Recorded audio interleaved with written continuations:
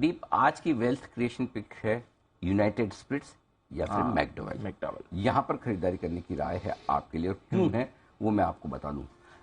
कुछ कुछ बदलाव ऐसे होते जा रहे हैं हिंदुस्तान में जिसकी वजह से इस कंपनी को बड़ा फायदा होने की तैयारी में है।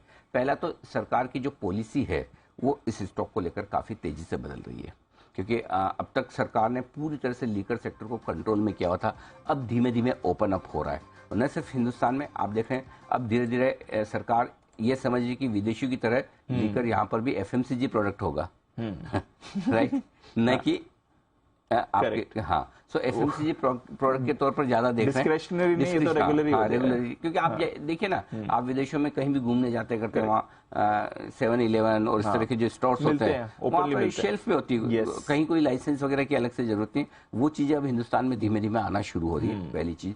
और दूसरी चीज है कि विदेशी सरकारों के साथ भारत की सरकार फ्री ट्रेड एग्रीमेंट्स कर रही है, FTA, उसका फायदा भी सरकार को मिलेगा। तो सरकार की जो पॉलिसीज बदल रही है वो इस सेक्टर के लिए पॉजिटिव है। लेकिन इससे ज्यादा पॉजिटिव है लोगों की आदतों में बदलाव। तो अब तक है ना, लीकर को बड़ा टेबू माना जाता, बात भी नहीं करना, ये भी नहीं, लेकिन अब धीरे धीरे जैसे जैसे सोसाइटी में लोगों का परचेसिंग पावर बढ़ रहा है, खरीदारी करने की क्षमता बढ़ रही है, स्टैंडर्ड ऑफ लाइफ बढ़ रहा है, तो जाहिर सी बात है लोग उन जगह खर्चा करना चाहते हैं जहां डिस्क्रिशनरी है। तो दूसरा पॉइंट जो है वो ये है कि लोगों की आदतों में जो बदलाव होते दिख रहे हैं, और जो ज्यादा खर्च करने का जो पावर लोगों में आ रहा है, वो ऐसी जगह भी जाने के स्कोप काफी बढ़ रहे हैं। कंपनी ने अपने मैनेजमेंट में बदलाव किया है, डियाजियो जैसी इंटरनेशनल सबसे बड़ी लीकर कंपनी में से एक है, वो अब इसकी मालिक हो चुकी है। तो जाहिर सी बात है उसकी इंटरनेशनल ग्लोबल एक्सपर्टाइज का फायदा अब धीरे धीरे मिल रहा है। और जो कुछ भी बदलाव होने के बाद जो अंदर इंटरनली इनको स्ट्रक्चरली बदलाव करने थे, पॉलिसीज चेंज करी थी, वो करने का वक्त निकल चुका है, अब वो कर चुके हैं कंप्लीट, अब उसका असर आना बाकी है। अब आइए कंपनी के प्रोडक्ट्स की तरफ आइए। प्रोडक्ट्स के दाम बढ़ रहे हैं धीरे धीरे। अच्छा, इनके दाम है ना जो प्रोडक्ट है वो सरकार तय करती है, तो अगर इनके रॉ मटेरियल कॉस्ट बढ़ भी जाए, कुछ भी हो जाए, तो इनकी सेलिंग प्राइस फिक्स है।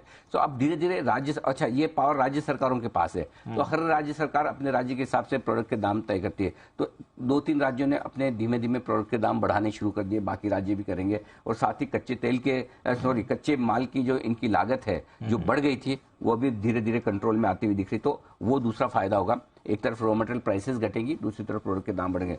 अब एक बहुत इंटरेस्टिंग चीज बताता हूं, और दीप, एक मॉडल जो हमारा बड़ा सक्सेसफुल रहा है, आईटीसी मॉडल, तो हमें लगता है कि ये मॉडल यहाँ पर 100% फिट होता है। और पिछले 5 सालों में इस स्टॉक ने कुछ भी नहीं किया है। 5 सालों में आप शेयर का दाम देखेंगे 750 से 800 रुपए की रेंज में ही रहा है पिछले 5 सालों में। लेकिन पिछले 5 सालों में जो इनके बदलाव हैं, पहला बड़ा बदलाव देखिए दीप, जो इनकी 2018 में इनका कर्ज था 3100 करोड़ का, आज मालूम है कितना है? 2000 में 550 करोड़ पर आ गया।